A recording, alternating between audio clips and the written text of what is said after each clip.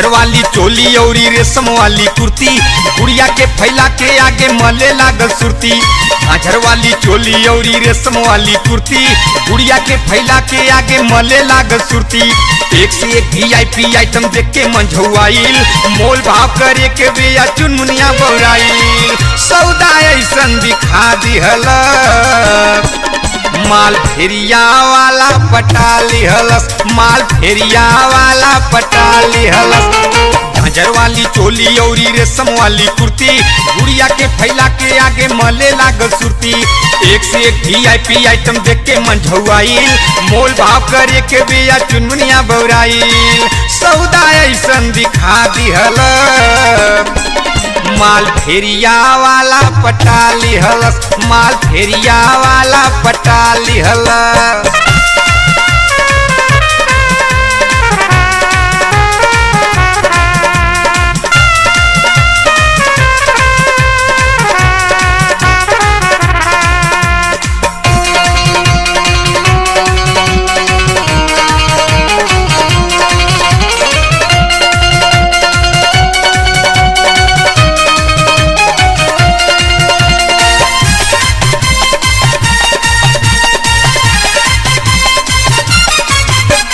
कहेला कि टोके देखा गोरी कैसन माल बा, कहेला कि टोके देखा गोरी कैसन माल बा। बाटे बड़ा मुलायम कपड़ा जैसन तोहर गाल बा। कहेला कि टोके देखा गोरी कैसन माल बा, बाटे बड़ा मुलायम कपड़ा जैसन तोहर गाल बा। चक्कर ऐसन चला दिहल, माल फेरिया वाला पटा लिहलस, माल फेरिया वाला पटा लिहलस।